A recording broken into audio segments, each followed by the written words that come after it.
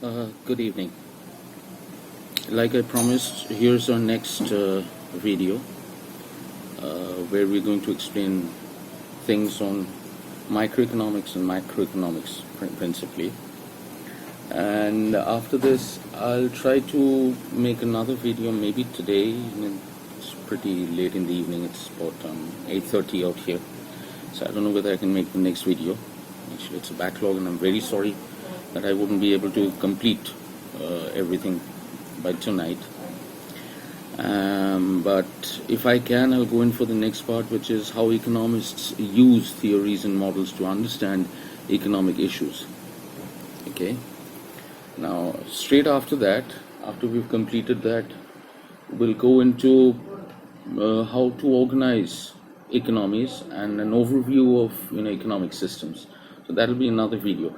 But I'm not very sure, excuse me, that I can do all that tonight. But I'll definitely complete this portion about micro and macroeconomics, and let's see how it goes. Okay. Now, many of you would think, would actually kind of are thinking why I keep looking out away from the camera, sometimes up here or sometimes out there and all. That's because I go through my notes and the notes I've made, okay, and I try to bring about parity in what I'm doing, keeping my notes, my principal points out here, okay, and yeah, my principal points out here, which I'll show you. Okay, so here it's all written out here. I don't know if they can see it properly or not. Okay, and I'm bringing it closer so that you can see. Okay, and then what I do is I try to. I have my computer in front of me, so I have typed out lots of notes and points, which I look into. I mean, as reference, and then start talking to you people. So that's how I do my videos. So without further ado, I think it's best we go in for this session.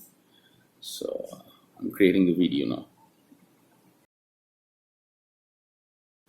Okay, what we're going to do out here is we're going to learn a little bit, just the basics of microeconomics and macroeconomics.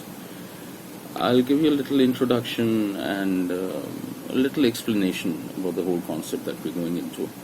And then we're going to go into, I'm going to try and describe a little bit of microeconomics and then a little bit of macroeconomics, after which I'm going to try to explain and contrast monetary policy and fiscal policy. Okay. Now, based on what I've said, I'll just have my pad again back out here so that I can see the whole thing and then talk to you people. Now, economics is concerned with principally the well-being of all people, including those with jobs and those without jobs, as well as those with high incomes and with low incomes. And economics actually kind of appreciates or acknowledges that production of useful goods and services can create problems of environmental pollution also. That's where we have a lot of other aspects, societal aspects and environmental aspects that we need to take into consideration. Now, it explores the question, economics also explores the question of how investing in education helps to develop workers' skills. Like in my previous session, I had mentioned, based on the kind of education we have undergone, we tend to go into some kind of specialized skill sets that we try to develop. Okay, and this education actually, what happens is in economics, it also explores the question of how investing in education helps to develop workers' skills or skill sets. It also goes into questioning or probing, probing across questions like how to tell when big businesses or big labor unions or the sort are operating in a way that benefits society as a whole, okay, and when they're operating in a way that benefits their own owners, and maybe members at the expense of others. Okay, it also looks at how government spending, taxes, regulations, laws actually affect decisions about production and consumption. We should be clear by now that economics covers considerable ground. We can divide that ground into two parts. One is microeconomics, which focuses on the actions of individual agents or individual units within an economy. It could be an individual, it could be a family, it could be a household, it could be flat owners or residents of a building or residents of a complex. Okay, and also macroeconomics, not micro, macroeconomics. That's the second part we're going into. It looks at the economy as a whole. It could be a region, it could be a state, it could be uh, a country, it could be a society as a whole.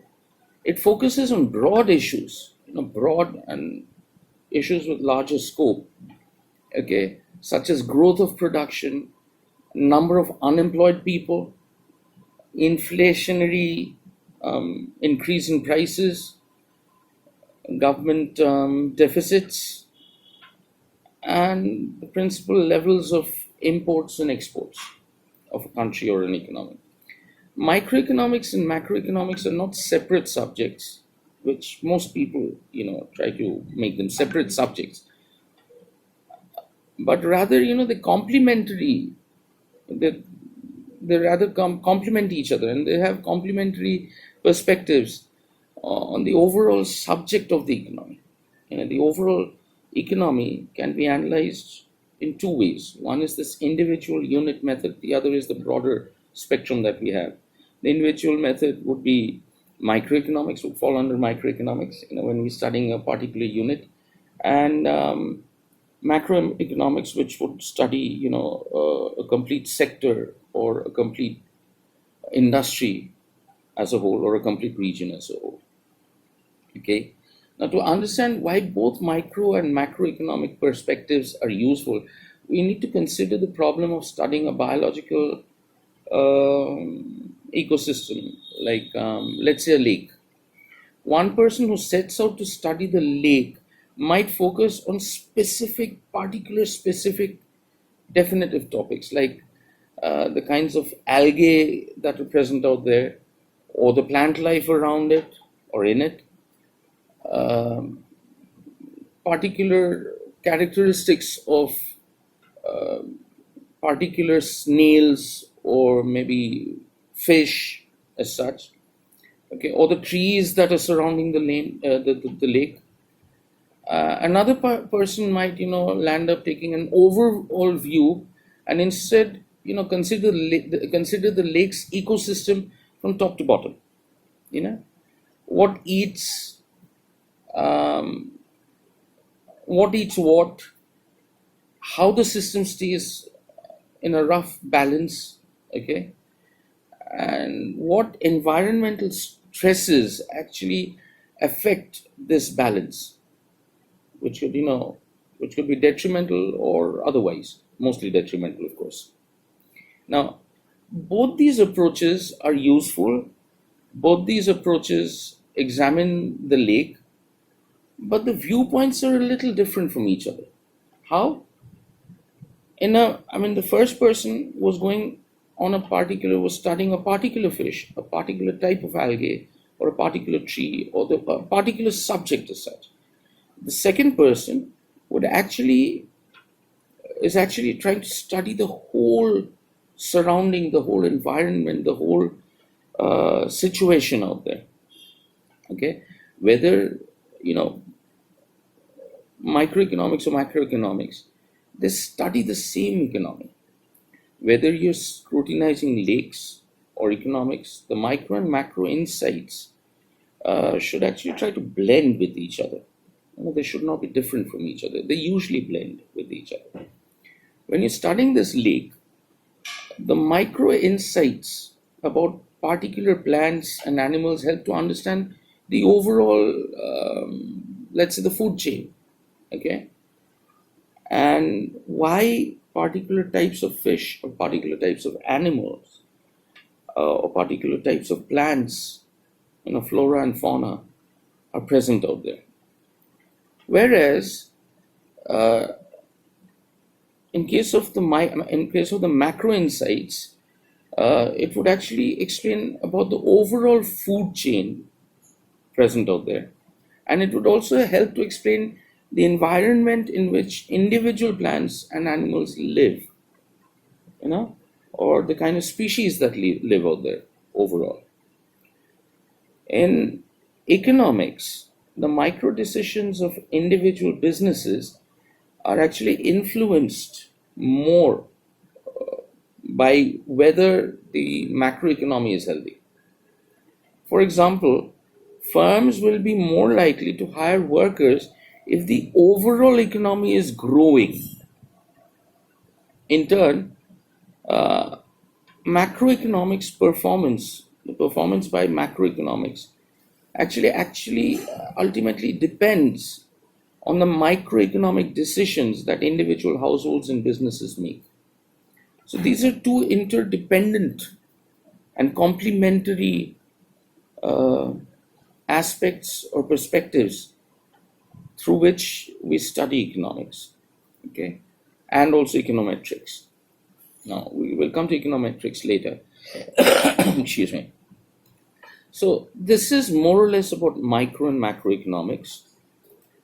What one needs to do is one needs to go online and just type microeconomics basics or maybe macroeconomics basics and find out, more particular definitive points. I'll explain a little bit on microeconomics after this. All right,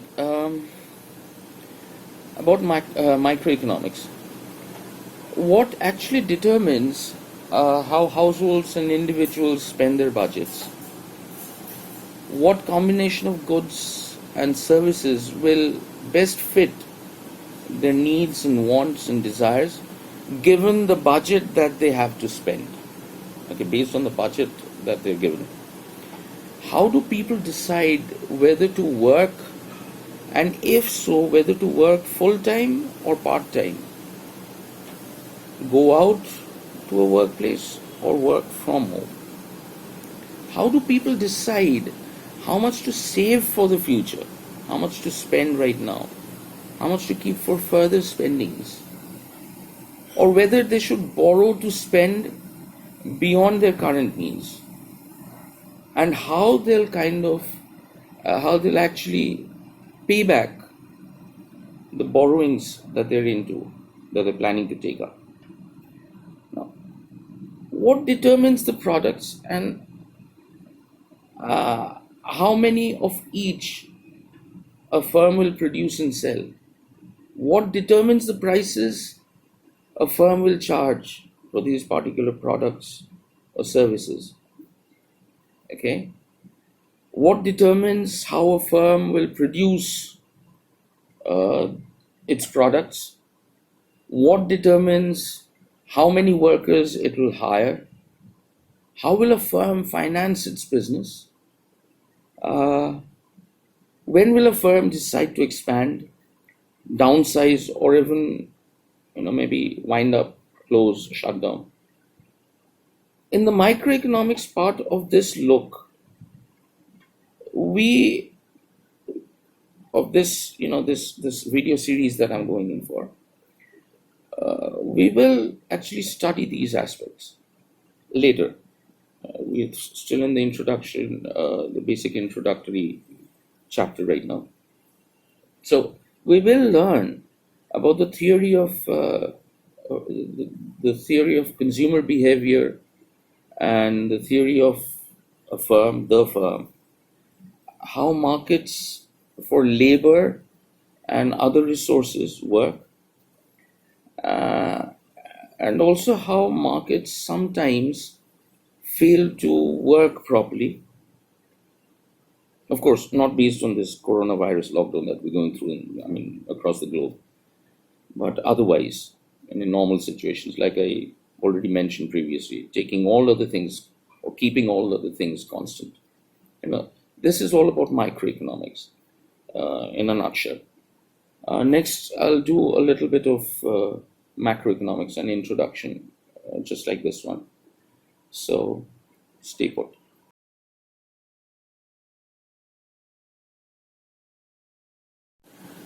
Okay, that's my wife talking actually to my son. So now we're going to do a bit of macroeconomics. Small introduction.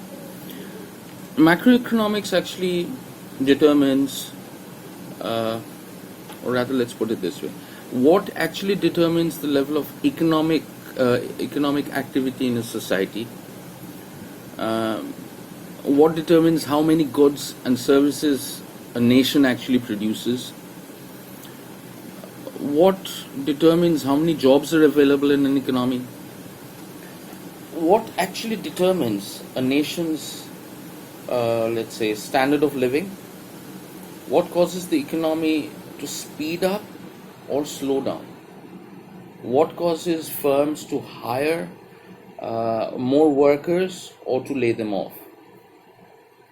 And also, finally, what causes the economy to grow over the long term. We can determine an economy's macroeconomic health by examining a number of goals: growth in the standard of living, low unemployment, and low inflation, uh, these three being the most important, more or less, and how we can use government macroeconomic policy to pursue these goals. If we think about these particular three things, the growth in the standard of living, low unemployment, and low inflation, and also how the government macroeconomic policy can be used to pursue these goals, will give rise to two things.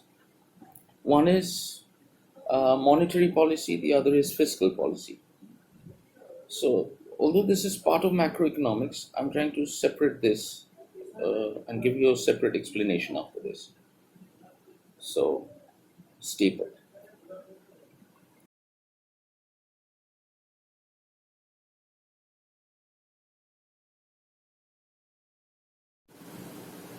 Hi, my tea.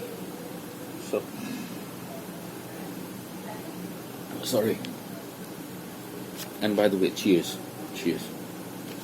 Now, we were talking about macroeconomics and how we can use government macroeconomic policy to pursue these goals.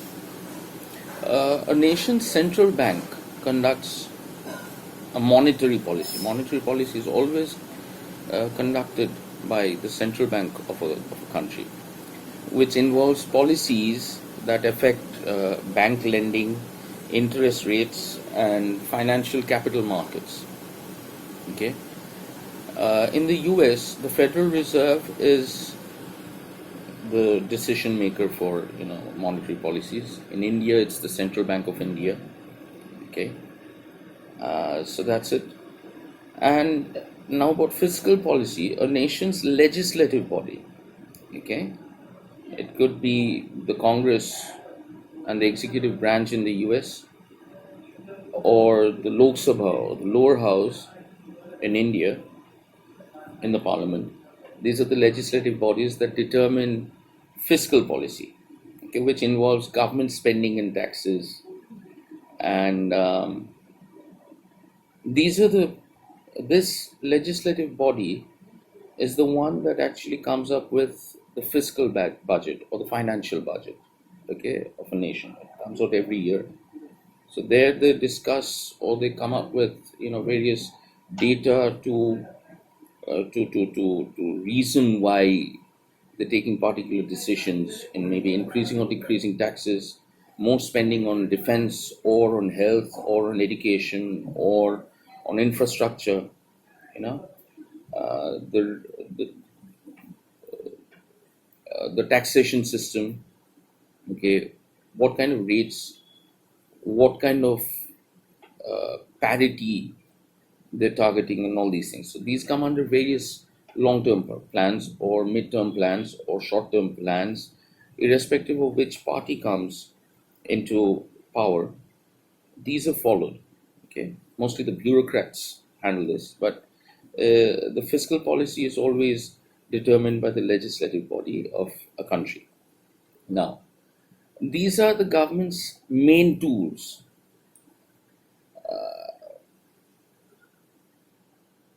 It's not just the Americans or the Indians. All across the world, people or the mass as a whole tend to expect that government can fix whatever economic problems we encounter. But to what extent is that expectation realistic? It's not realistic. It's not that real. Okay, these are just some of the issues that we will explore in the place later when we talk about macroeconomics, you know, in these video tutorials. So we've covered four principal things till now. Okay, again, I'm going in for the pad that I have. Four principal points that we've covered out here is based on macro and microeconomics. I first gave you an introduction and an explanation. Then then I went in on a short basis for short explanation on microeconomics. Then I described a little bit of macroeconomics, and finally we tried to discuss the contrast between monetary policy and fiscal policy. Now, just one little message for you guys. During these testing times and the situation we're going through right now across the globe, every country, every county, every state, every city, every village, every town, please, please try to stay back at home for as long as possible and as much as possible. The lockdowns across the globe are being extended beginning today. Lots of developed countries or advanced countries are going in for a longer period of lockdown. And countries like us, who've just hit the third stage, and it's piling on. The situation isn't as easy as it looks from inside your homes. But believe me when I say it, you're going out of your homes except for urgent requirements, maybe to buy some grocery or something, just right across the street or something, or maybe some medicines or emergencies and urgencies. Please, please stay back at home.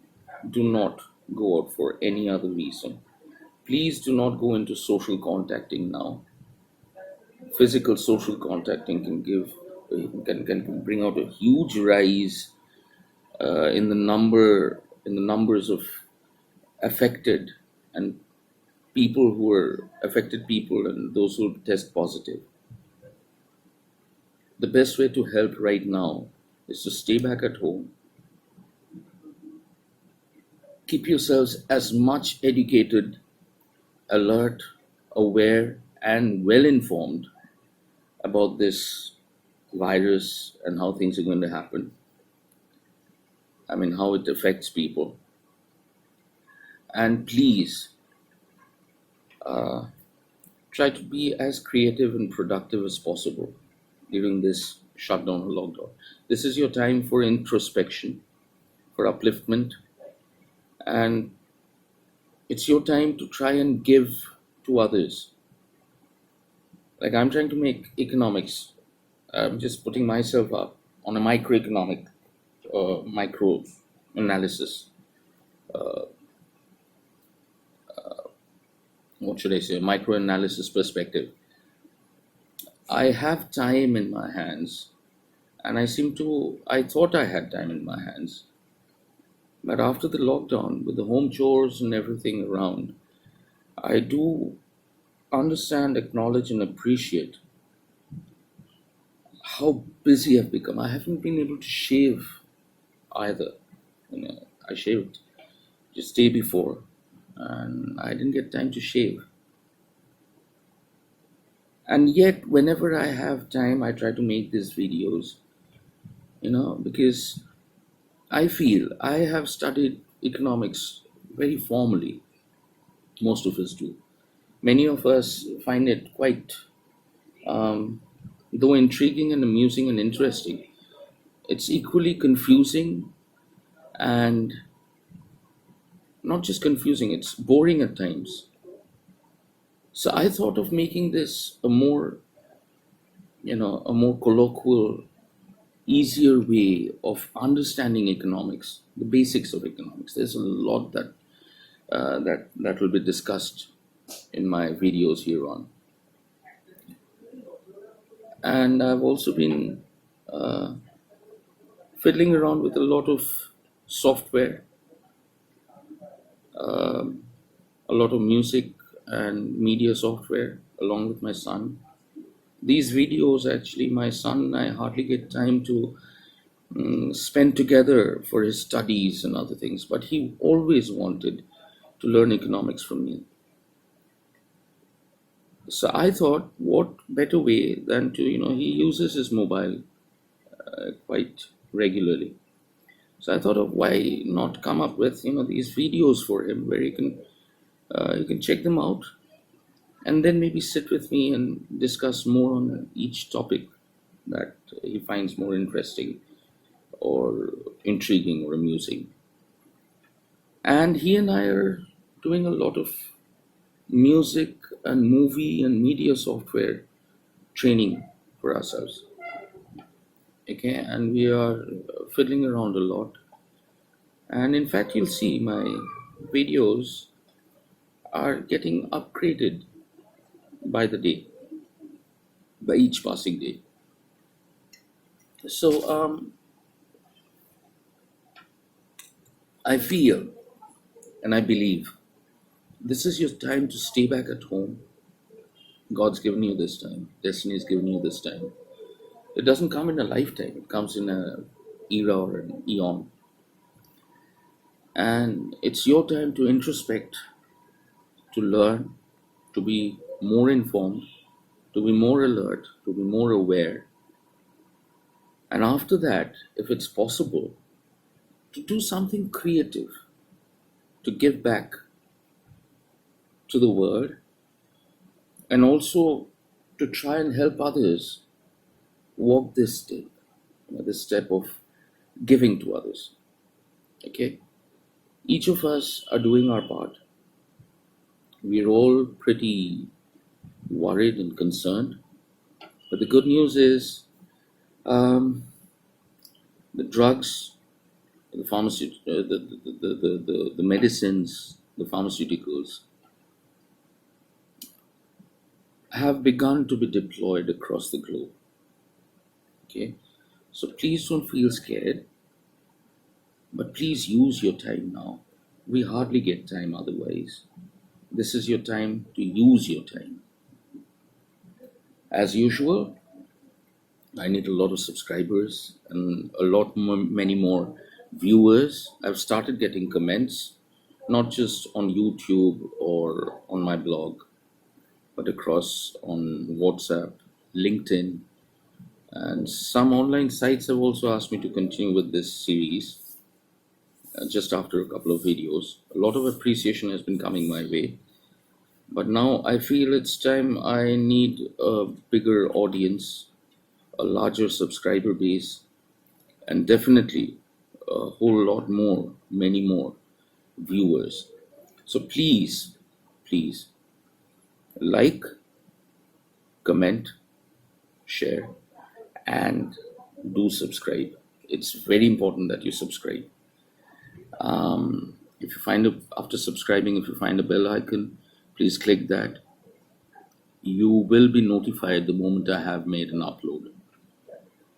And since I'm working out of home now and I'm doing these videos now, I feel it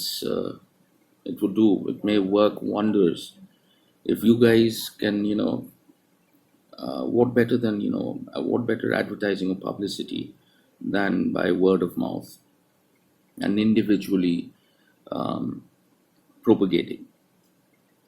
So please share this video with all your friends across your network, not just your friends, anyone you know who would be interested to learn economics. Please comment, please like, and definitely please subscribe. Thanks. Take care. God bless.